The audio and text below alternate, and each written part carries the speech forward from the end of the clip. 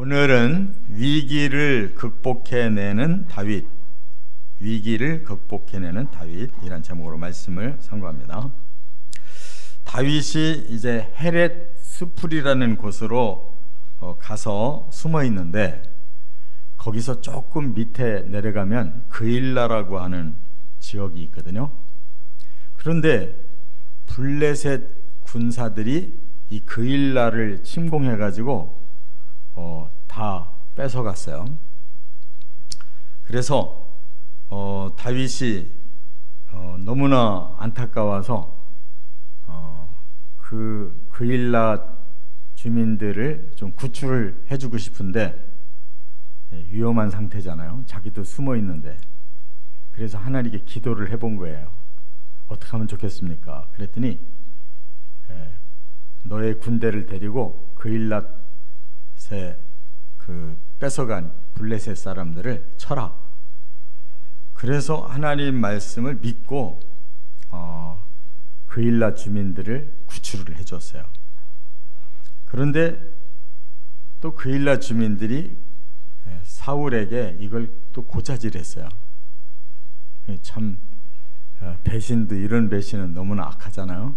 자기들이 구원해 줬는데 또 사울이 두려우니까 사울에게 또 일러가지고 사울이 또 그리로 공격을 해 들어온 거예요. 그래서 결국은 이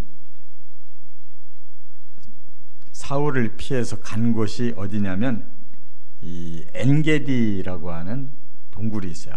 거기는 이제 그 성지순례를 가보면 사해라는 곳이 있는데, 사해는 아주 해적, 굉장히 지대가 낮아요.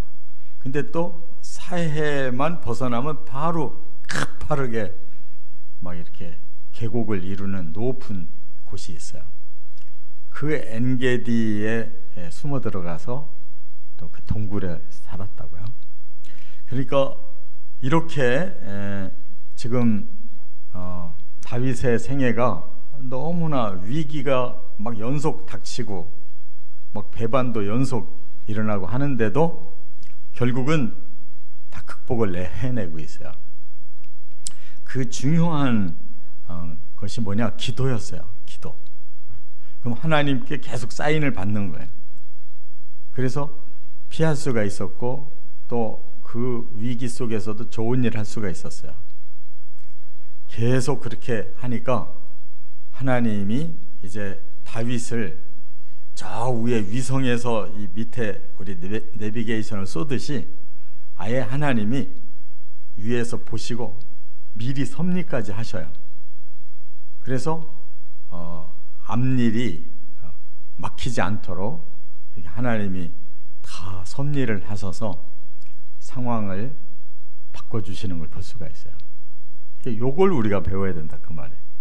기도를 배워야 되고, 또 하나님 앞에 철저히 맡기고 계속 하나님이 기뻐하실 뜻대로만 순종하면 위에서 하나님이 다 지켜보시고 다 이리저리 이렇게 막을 건 막고 도울 건 돕고 또 상황을 변화시켜서 다윗을 보호해 주시더라.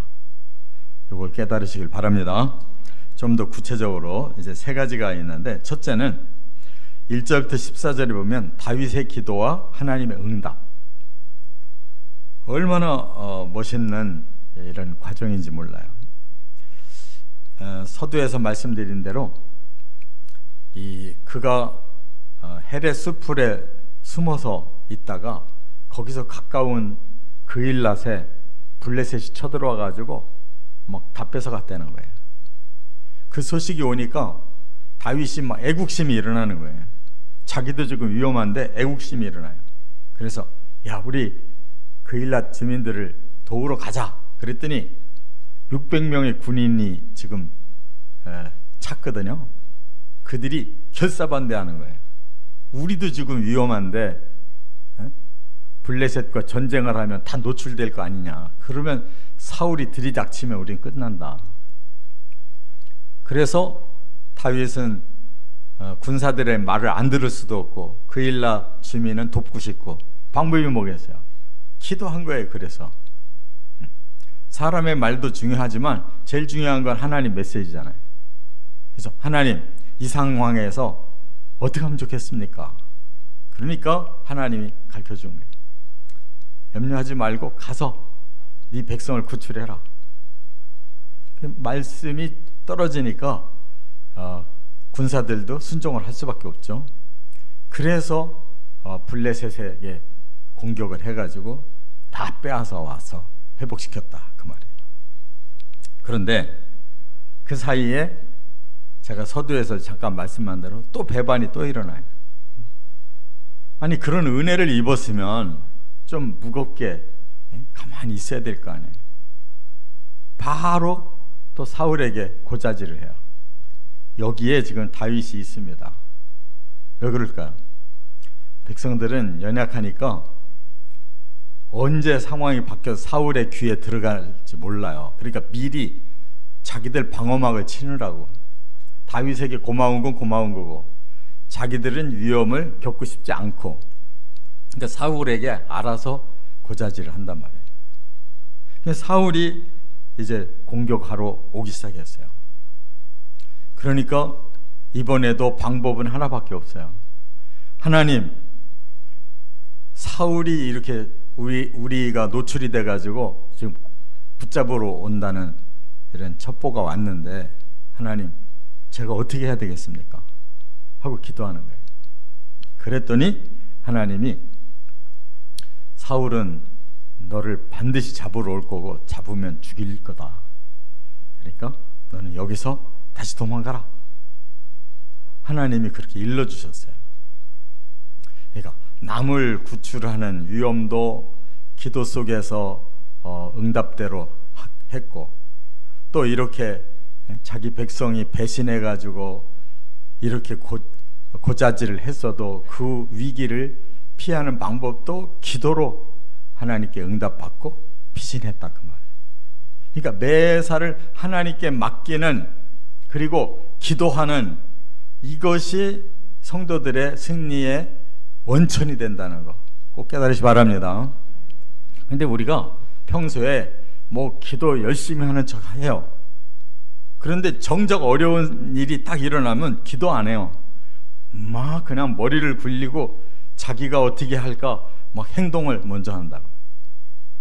그러니까 기도라고 하는 것은 진짜 믿어지고 진짜 하나님과 계속 영적인 그런 관계가 엮어져야 기도가 되는 거지, 기도를 자기가 의도적으로 그렇게 하기 힘든 거예요. 어려운 상황이 오면 그 상황을 자기가 막으려고, 자기가 헤쳐나가려고 먼저 막 야단을 친다. 근데 진짜 다윗같이 항상 하나님만 바라보고 하나님께 모든 걸 맡기는 사람은 제일 먼저 기도부터 하는 거예요. 이것이 영적인 습관이란 말이에요. 할렐루야. 두 번째, 15절부터 18절에 요나단이 찾아와서 도움을 줬다는 거예요.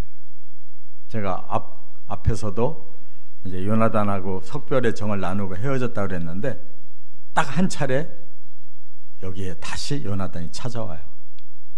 그래서 이제 마온이라고 하는 그 광야지대로 더 내려갔어요. 사울이 온다고 하니까 더 밑에 마온이라고 하는 광야로 내려갔는데, 요나단이 어떻게 거기까지 알고 찾아온 거야. 그러니까 가장 다윗이 마음이 고뇌 있을 때, 도망가고 정말 마음이 너무나 힘들 때 유일하게 요나단밖에 없잖아요. 그가 두 번째 다시 찾아와요. 그래서 여기 보면 요나단이 이런 말을 합니다. 17절에 요나단이 그에게 이르기를 두려워하지 마라. 내 아버지 사울의 손이 네게 미치지 못할 것이요 너는 이스라엘 왕이 되고 나는 네 다음이 될 것을 내 아버지 사울도 안다. 정말 다윗이 힘을 얻을 수 있는 말만 쏙쏙 골라서 하는 거예요. 응? 두려워 마. 우리 아버지가 너 공격을 해도 절대 성공 못하니까 너 아버지 두려워하지 마라. 또 너는 반드시 이스라엘 왕이 될 거야. 적어도 네가 왕을 한 후에 그 다음 차례가 나지 너는 그것도 염려하지 마라. 그래서 다윗이 그 곤고한 가운데서도 요나단을 다시 만나가지고 거기서 힘을 얻어요. 그러니까 사람이 언제 고마워요? 제일 힘들 때 마음이라도 나눌 수 있는 사람이 있으면 그게 제일 고마운 거예요. 그러니까 우리는 성도라고 하는 거는 내가 따급해도 우리는 항상 마음이 열려서 고난 중에도 도울 수 있는 선행이 있어야 되고, 아무리 힘들어서 포기하고 싶어도 반드시 하나님은 또 훌륭한 다른 성도를 통해서 이렇게 돕는 손길이 있어서 다시 살아나게 하신다는 거 믿고 견뎌내시길 바랍니다. 끝으로 세 번째가 뭐냐? 이제는 19절부터 29절 보니까 하나님이 개입을 하셔요. 하나님이 상황을 섭리하셔서 변화되게 하니까 다윗은 붙잡힐 그야말로 완전한 100% 상황이었는데 거기서 벗어나요. 그게 어떻게 된 거냐? 이제 또 10사람들이 기브아로 사울을 찾아가 가지고 다윗이 이 지역으로 지금 도망와 있습니다 하고 또 일렀어요. 그래가지고 이제 사울을 피해서 다시 또 달아나는데 결국 다윗이 간 곳이 이제 엔게디까지 가게 되거든요. 근데 거기 가보면요, 산이 삐쭉삐쭉하게 올라와요.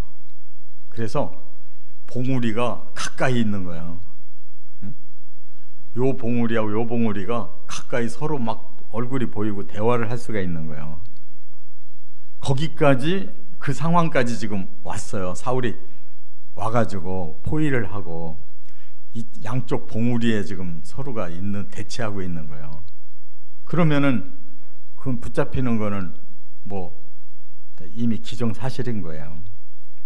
그런데 갑자기 전령이 사울에게 와가지고는 지금 블레셋이 다시 쳐들어오고 있습니다 하는 거예요. 그러니까 사울이 요 바로 앞봉우리에 있는 다윗을 잡을 거냐, 아니면 블레셋이 쳐들어왔다니까 블레셋을 대항할 거냐, 이제 갈등이 생긴 거예요. 그런데 뭐가 더 따급합니까? 사울에게 블레셋 놔뒀다가는 큰일 나는 거예요.